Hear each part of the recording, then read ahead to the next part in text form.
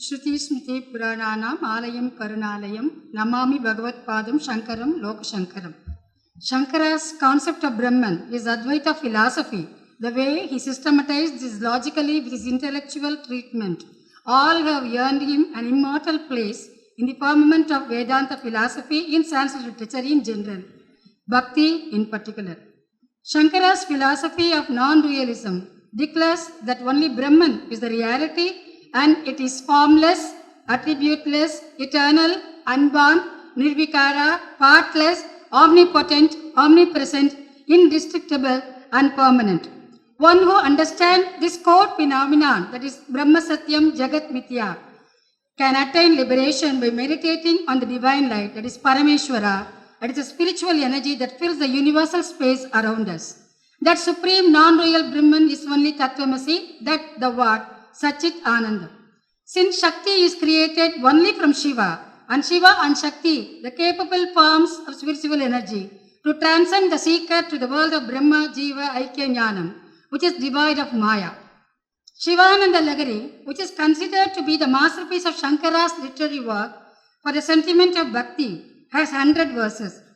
Every syllable in this wonderful work is so powerful and gives purity and clarity of thought, thus purifying the soul of the true devotee, who then experiences the state of Aham Brahmasmi. Shankara composed this Sivanandalahari in the august presence of the deities Mallikarjuna and Braharambika in Sri Shailam in Kurnool district of Andhra Pradesh. The waves of joy that arise from knowing the Parabrahman is the Sivanandalahari. We have taken just 4 verses to explain this philosophy of Shankara. The first one, Kalabhyam Chudalankarita Shashikalabhyam Nijatapa Palabhyam. There in the very first verse, the devotee poet envisages the greatness of Parabrahman, who is in the united form of Shiva and Shakti.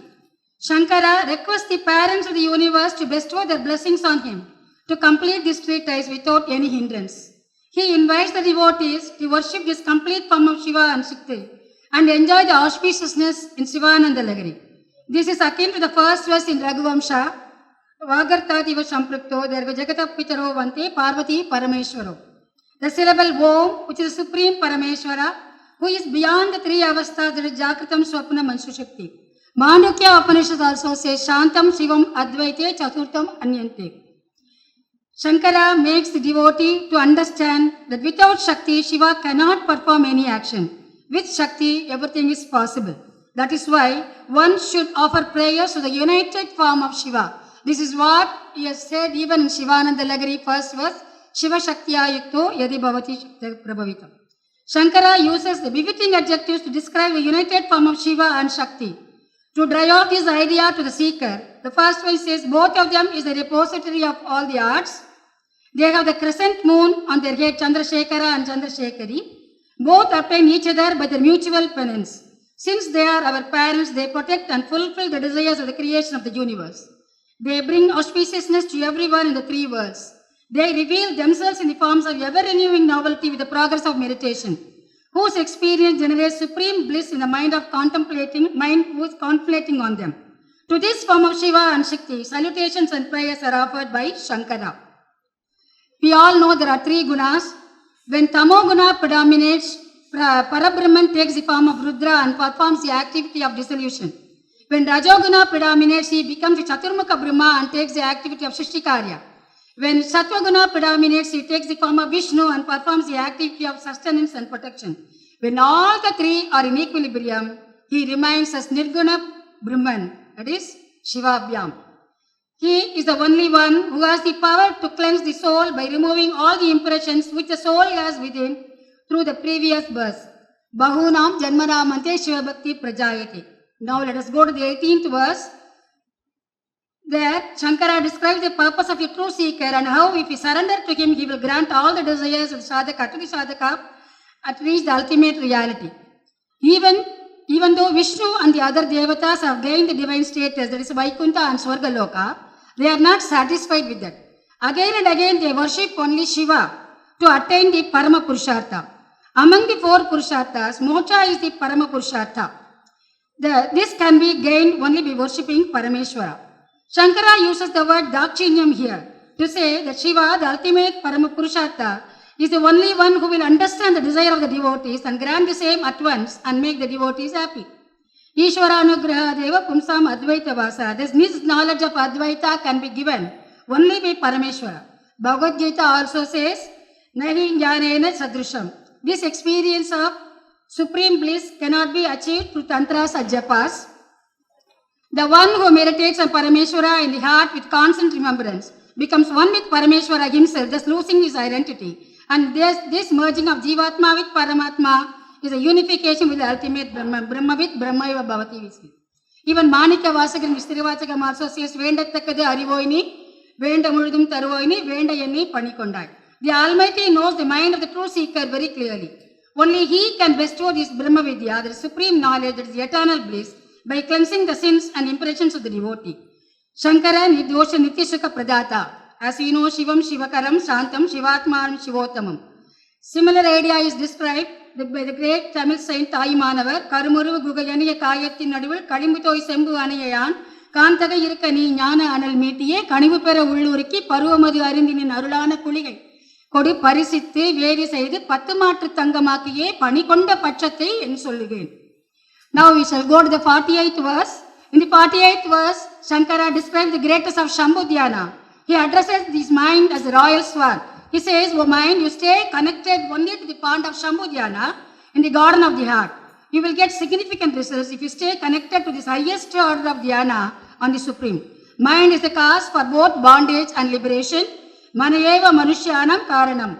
Even the realized souls of highest order, the Paramahamsas, seek only the Shambhu-dhyana because taking refuge in the other devatas is futile, since their power is limited. Now the 61st verse is very important for this Advaita philosophy, where Shankara explains the sentiment of Bhakti with few examples. First is Ankola tree, as we all know, which has the capacity to draw its seeds to its own roots without any human effort. Second, that the thin iron needle gets attracted to the magnet automatically. Third, a chaste woman approaches her husband naturally. Fourth, a creeper is drawn towards the tree for its growth. All these happen naturally without any external effort or source. But lastly, for Advaita Bhava, he takes a beautiful example that the river flows and at last reaches the ocean. It loses its form and identity. It is no more a river. Only sea water remains. The Upanishad also says, Yata Nadyagas Chandamanaha. Thus, oneness with the ultimate is explained to the self-knowledge, which culminates in enjoying the supreme bliss. This verse is the best example for this Advaita philosophy. Bhakti is the means leading to a prepared mind to gain oneness with Parameshwara. And here, Sandilya Bhakti Sutra also says, Sa para anuraktahi Ishware. Even for one moment, the seeker does not want to get separated from the Brahman. Shanamapi Bhagavan Viyoga Asagishnutam Bhakti. That is the means to attain moksha is of three types. You all know Jnana Marga, Karma Marga, Bhakti Marga. Bhakti is considered to be the supreme means to attain Brahma Vidya. Out of the four ways in the path of attaining moksha, there is self-realization, Salokam, Samipyam, Sarupam, Sayujyam. Shankara takes Sayujyam to become one with Parameshwara and to understand the Brahman resides only in the heart. There is no difference between the seeker and the Brahman, that is Aham Brahmasmi. Thirumalar also explains the same thing. Udambinai Munnam Ilukandrindin, Udamanukule, Urupuril Kanden, Udamunan, Uttaman Koil Kondanandre, Udamine Yanirindi Ombi Saint Kabir also explained the same thing. Lali Mere Laliki, Jita Deko Chitala, Lali Dekan Maigi, Maihongai Lal, and also Kasturi Mirga Kundali Base, Mirga Dundu Vanamahi, I say Gatikati Ramgai, Dunia Deke Nagi. And this Om syllable, he says the importance of Om is the Brahman, and that is Parameshwara. Omiti Brahmam, Omiti Itam Sarvam, Brahmaiva Apnoti.